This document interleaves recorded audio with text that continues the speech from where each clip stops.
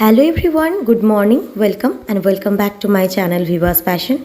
আমি ডালিয়া কালিয়াগঞ্জ থেকে বলছি। কাছে ও দূরে যে যেখান থেকে আমার ভিডিওটি দেখছেন, আপনাদের সবাইকে অসংখ্য ধন্যবাদ আমার ভিডিওটি দেখার জন্য। আজকে সকাল থেকে ব্লগটা স্টার্ট করছি। আর এখানে দেখতেই পাচ্ছেন ভিয়ানকে স্কুলের জন্য রেডি করছিলাম।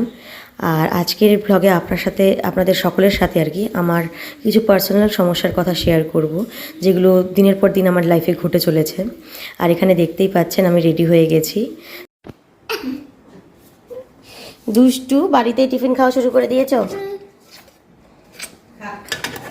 এটা স্কুলে নিয়ে যেতে হবে বাবা, স্কুলে। স্কুলে হ্যাঁ, ওটা বলে দিব আন্টিকে।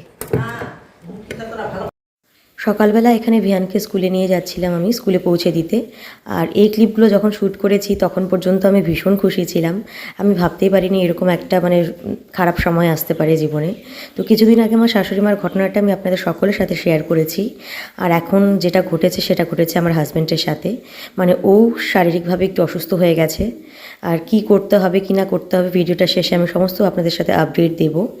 আর এখানটায় আমি ভিয়ানকে স্কুল থেকে দিয়ে এসে রান্নাবান্না শুরু করে দিয়েছি আর কি।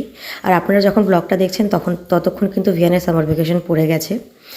আর এই যে আলু টালু এগুলো সমস্ত কিছু কেটে নিচ্ছি, রান্নাবাড়ি যেগুলো করতে হবে। এখনও পর্যন্ত যে রান্না করছি, এখনও পর্যন্ত আমার কাছে কোনো খবরই আসেনি। এখনও পর্যন্ত আমার হাজব্যান্ড হসপিটালেই ছিল, ডক্টর দেখাতে গেছিলো। তো ততক্ষণ আমি রান্নাবাড়ি করে খাওয়া দাওয়া করে ঘুমিয়ে গেছি। ঘুম থেকে উঠে সে খবরটা আমার কাছে আসে। তো সেগুলো সবটাই আপনাদেরকে ডিটেলসে আমি জানাবো। আর কেন এরম হচ্ছে আমি নিজেও বুঝতে পারছি না। পরপর এতগুলো খারাপ খারাপ ঘটনা। যদিও আমার হাজব্যান্ডের স্টার্টিংয়েই ধরা পড়ে গেছে, তার আমাদের আর কি ট্রিটমেন্ট করতে খুব সুবিধে হবে।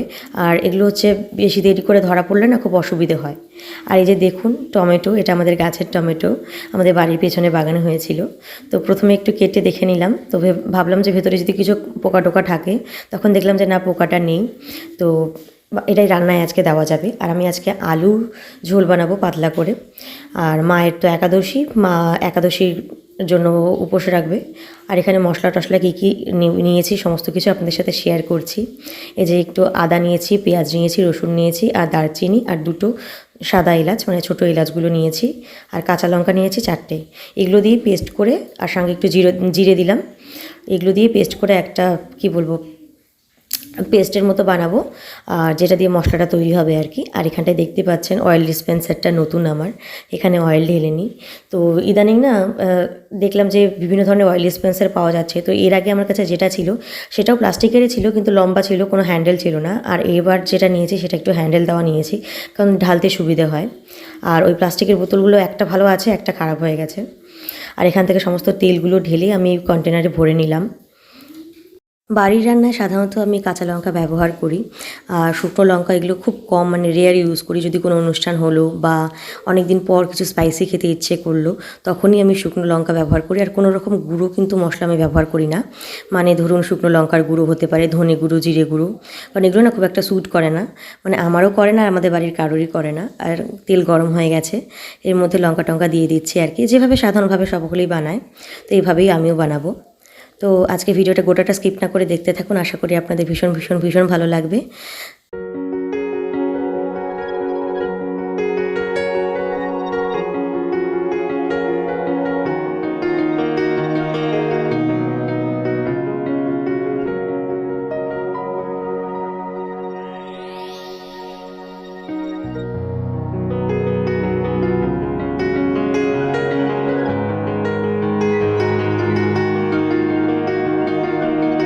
দুপুরের রান্নাবাড়ি কমপ্লিট করে আমি স্নান টান করে ভিয়ানকে এলো, তারপরে ভিয়ানকে পায়েল স্নান করিয়েছি, ওকে আমি স্নান করাইনি, খাইয়ে দাইয়ে ঘুম পাড়িয়েছি। আর তারপরে বিকেলবেলা আমার হাজব্যান্ডের অসুস্থতার খবর শুনে আমার শ্বশুর মশাই, আমার ছোটো মামা শ্বশুর, ওই যে দেখতে পাচ্ছেন মায়ের ডান দিকে বসে আছে, তো সকলে মিলে এসেছিলো বাড়িতে একটু আলোচনা করতে বা কীরকম কী করা যাবে। আর যেহেতু মায়েরও শরীরটা খুব একটা ভালো ছিল না, আর মামা কিন্তু মাকেও দেখতে এসেছিলো। আর তারপরে আমরা এই খবরটা পাই। আর এখানে দেখুন ভিয়ান প্যান্ট পরেনি, তাই দুটো ইমোজি দিয়ে দিয়েছি আমি। আর মা ওকে একটা রূপোর চেন দিল। তো অনেকদিন ধরে মা বলছিল যে ভিয়ানকে একটা কিছু দেবো, আমি বললাম না, তাক দেওয়ার দরকার নেই। তখন মা বললো যে না, আমি অন্নপ্রাশনের সময় কিছু দিতে পারিনি, আর সেই সময় তো লকডাউনও ছিল, তো দিয়ে দিই। তো এই বছরই মা এই চেনটা বানিয়ে দিল ভিয়ানকে। আর তারপরে আমি পায়েলকে একটু দোকানে পাঠিয়েছিলাম সিঙ্গারা মিষ্টি সমস্ত কিছু আনার জন্য। আর আমার বিয়ের পর কিন্তু এই প্রথম আমার ছোটো মামা শ্বশুর আমাদের বাড়িতে এলো। বড় মামা এসছেন, বড় মামি এসছে, তারপরে মাসি মানে আমার যে মাসি শাশুড়ি তিনিও এসেছিলেন, আমার দাদু শ্বশুরমশাইও এসেছিলেন, কিন্তু ছোটো মামা কখনোই আসেনি, যেহেতু ছোটো মামা কাজের সূত্রে বাইরে থাকে, উত্তরপ্রদেশে থাকে, তো সেই জন্য খুব একটা বাড়িতে আসতে পারে না। আর যখন বাড়িতে আসে তখন মানে বাড়িতেই সময় কাটায়, মানে নিজের বাড়িতে, তো এদিক ওদিক ঘোরা টোরা হয় না আর কি। তো মামা প্রথম দিন এলো আর কিছু খাবে না বলছিল, মানে ইচ্ছে ছিল ভাত টাত করে খাওয়ানো, তো ওরা বললো কিছু খাবে না, সন্ধেবেলা বেরিয়ে যাবে। আর সত্যি কথা বলতে কারোরই মন মেজাজ ভালো নেই এরকম একটা খবর শুনে। তো ভিডিও কলে আমি বাবা মায়ের সাথে আমার হাজব্যান্ডের কথা বলিয়ে দিলাম, তো ওরা একটু খোঁজ খবর নিল। আর এখানটায় সকলকে আমি খেতে দিয়ে দিয়েছি। আর এই যে শেষমেশ দাদুর হাতে পড়লো ভিয়ান চেনটা। ভিয়ানের ঠাম্মি মানে আমার শাশুড়ি মা অনেকক্ষণ ধরে পরানোর চেষ্টা করলেন ভিয়ানকে চেনটা, কিন্তু কিছুতেই পড়ছিল না, খেলছিল আর কার্টুন দেখছিল। তো এখন ভিয়ান ওর দাদুর হাতে চেনটা পড়লো, আর চেনটা পরে কিন্তু ভিয়ান খুব খুব খুব খুশি হয়েছে। আর তারপরে যেহেতু ছোটো মামা বাইক নিয়ে এসেছিলো, তাই বাইকে করে একটু ভিয়ানকে ঘুরিয়েও নিয়ে এসেছে। আর তারপর সন্ধ্যাবেলায় বাবা আর ছোটো মামা চলে গেল, আর মা মানে দুই মা মিলে আমি আর ভিয়ান এখানে আলোচনা করছিলাম, কথাবার্তা বলছিলাম। তো সবটাই শেয়ার করব, দেখুন। কিছু কথা বলতে এলাম আপনাদের সামনে, আর এই কথাগুলো বলেই আজকে ভিডিওটা শেষ করব। তো বেশি সময় নষ্ট করছি না। এই কথাটা আপনাদের কাছে শেয়ার করছি, একে তো নিজের মনটাকে হালকা করার জন্য, আর দ্বিতীয়ত আপনারা যারা আমার অডিয়েন্স, যারা আমার ডেইলি লাইফস্টাইল ব্লগ দেখেন, তাদের এগুলো মনে হয় জানা প্রয়োজন। আমার লাইফে খুব যে ভেতরের কিছু বা খুব যেটা পার্সোনাল সেটা তো আমি বলতে পারবো না, তবে যেটা বলা যেতে পারে, যেটা আমি শেয়ার করতে পারি, আর যেটা আমার লাইফস্টাইলের মধ্যে থেকে ধরা পড়ে যাবে, মানে আমি যদি আমার লাইফস্টাইলটা আপনাদেরকে ডেইলি রুটিনে দেখাই, আপনারা বুঝতে পেরে যাবেন যে সেই সমস্যাগুলো আমার লাইফে আছে। তো সেগুলো নিয়েই বলতে এলাম। কিছুদিন আগে আমার শাশুড়ি মা অসুস্থ ছিলেন, এমনকি এখনও আছেন, সেই কথাটা বলেছি। 2-3 মাসের মধ্যে শাশুড়ি মার একটা অপারেশন হবে, সেটা সকলেই জানেন। আর এর মধ্যে ইদানিং আমার হাজব্যান্ড একটু ওর ফুল বডি চেক আপ করাতে গেছিলো, যেহেতু ও দিল্লিতে থাকে পড়াশোনার সূত্রে, তো ওখানেই ডক্টর দেখিয়ে মানে ফুল বডি চেক আপ করাতে গেছিলো। জানি না কেন ভগবানের অশেষ কৃপা হয়তো যে শুরুতেই ধরা পড়ে গেল। তো ওর একদমই মনে হলো যে না, এতদিন ধরে আছি তো একটু বডিটা চেক আপ করিয়ে নিই। হয় না বিভিন্ন হসপিটালে ফুল বডি চেক আপের একটা প্যাকেজ থাকে, তো ওর মনে হলো যে ওর করানো দরকার, তাই করিয়ে নিল। তো তারপরে আমাদেরও অক্টোবরে যাওয়ার কথা ছিল, যে আমরাও অক্টোবরে দিল্লি যাব, সেখানে আমাদেরও বডি চেক আপ হবে। তো বললাম তুমি তোমারটা আগে করিয়ে নাও, তারপরে মা আর আমি গেলে তো তুমি আমাদেরকে নিয়ে ব্যস্ত হয়ে যাবে, নিজেরটা করতে পারবে না। তো সেই মনে করেই মানে এই বছরে আমরা প্ল্যান করেছিলাম যে বাড়ির সবারই ফুল বডি চেক আপ হবে, এমনকি ভিয়ানের পর্যন্ত। তো সেই সূত্রেই ও প্রথমে বডি চেক আপ করালো, আর করে যেটা ধরা পড়লো রিপোর্টে, ওর থাইরয়েড হয়েছে। থাইরয়েড আজকাল অনেকেরই হয়, কিন্তু মানে ওর আর কি মাত্রাটা একটু বেশি রয়েছে, আর লিভারে ইনফেকশন হয়েছে। তো এই সমস্ত জিনিসগুলো ধরা পড়েছে। তো সেগুলোই মনে হলো যে আপনাদেরকে আমার জানানো উচিত, কারণ এক তো নিজের মনটাকে হালকা করতে পারবো বলে, আর আমি ক্যামেরার সামনে কথা বললে কেন জানি না আমার মনে হয় আমি আপনাদের সামনে কথা বলছি, মানে আমার সামনে অজস্র অডিয়েন্স বসে আছে আর আমি তাদের সাথে কথা বলছি। তো সেটাই জানানো ছিল যে ওর লিভার ইনফেকশন আর থাইরয়েড এ সমস্ত কিছু ধরা পড়েছে। আজকে দুপুরবেলায় ও আমাকে ফোন করে জানালো। তারপরে আমি তো প্রথমে ঘুমোচ্ছিলাম, আমি আর ভিয়ান। আমার ফোনে অনেকবার ফোন করেছে, রিং হয়েছে, কিন্তু আমি ফোনটা রিসিভ করতে পারিনি যেহেতু ঘুমোচ্ছিলাম ভিয়ান আর আমি। তো মায়ের ফোনে ফোন করলো, মা শেষে রিসিভ করলো, করে টোরে সমস্ত কিছু শুনে আমাকে জানালো। আমি তখন আবার ওকে ভিডিও কল করলাম, তখন আমাকে রিপোর্ট সমস্ত কিছু ছবি টবি হোয়াটসঅ্যাপে সেন্ড করলো, সমস্ত কিছু জানালো।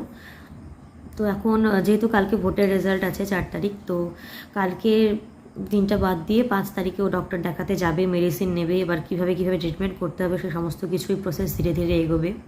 নিজের মনকে বোঝানোর চেষ্টা করছি, নিজেকে শক্ত রাখার চেষ্টা করছি। আপনারা সকলে প্লিজ আশীর্বাদ করবেন, আর একটু আমার হাজব্যান্ডের জন্য, আমার শাশুড়ি মায়ের জন্য প্রে করবেন, ওরা যাতে খুব তাড়াতাড়ি সুস্থ হয়ে যেতে পারে। মানে এরকম এত তাড়াতাড়ি হয়ে যাবে এত কিছু বুঝতে পারিনি। এক তো ওর বয়সটা খুবই কম, দ্বিতীয়ত এই আমার শাশুড়ি মায়ের একটা অসুখ ধরা পড়লো, তার মধ্যেই আমার হাজব্যান্ডের এরকম। তো সব কিছু মিলে না মানে পাজলড হয়ে যাচ্ছি আমি, ভালো লাগছে না কিছু, আর কোনো কিছুই আর ভালো লাগছে না। মানে মনটা কেমন জানি খারাপ লাগছে। খারাপ তো লাগার কথা, স্বাভাবিক, বাড়িতে এরকম যদি ফ্যামিলি মেম্বারদের পরপর অসুখ ধরা পড়তেই থাকে। তো সেই সমস্ত কিছু নিয়েই টুকটুক করে ব্লগ করার চেষ্টা করছি। তো দেখি কতদূর কী করতে পারি। আর এই নিউজটা আমার আপনাদের সাথে শেয়ার করার কথা মনে হলো, তাই ভাবলাম যে আপনাদেরকে জানিয়ে দিই। তো ভিডিওটা আর কন্টিনিউ করছি না, বুঝতেই পারছেন মন মেজাজ একদম ভালো নেই। আর মা বাবা এসেছিলো সেই খবরটা শুনে, আর সঙ্গে ছোটো মামাও এসেছিলো মামা বাড়ি থেকে। তো ভিডিও কলে ওনাদেরকেও কথা বলিয়ে দিলাম আমার হাজব্যান্ডের সাথে, ওদেরও একটু কথা বলে, মানে যতই হোক মা বাবা, খারাপ তো লাগবেই সন্তানের কিছু এরকম শুনলে। তো তারাও সাক্ষাতে কথা বলতে চাইলেন, আর ওনাদের কাছে স্মার্টফোন ছিল না, তাই আমি বললাম যে বাড়িতে এসো, আমি ভিডিও কল লাগিয়ে দিই, কথা বলো। তো এখন দেখা যাক কীভাবে ট্রিটমেন্টের প্রসেসগুলো এগোয়, আমি সব কিছু আপডেট দেওয়ার চেষ্টা করব। আমার হাজব্যান্ডের থেকে শুরু করে আমার শাশুড়ি মা দুজনেরই ট্রিটমেন্টের আপডেট দেওয়ার চেষ্টা করব। ভিডিওটা আজকে এই পর্যন্ত রাখছি। ভিডিওটা যদি ভালো লাগে তাহলে অবশ্যই একটা লাইক করবেন আর চ্যানেলটা সাবস্ক্রাইব করে নেবেন। আর প্লিজ আমার শাশুড়ি মা আর আমার হাজব্যান্ডের জন্য প্রে করবেন যাতে ওরা খুব তাড়াতাড়ি সুস্থ হয়ে যেতে পারে। ধন্যবাদ।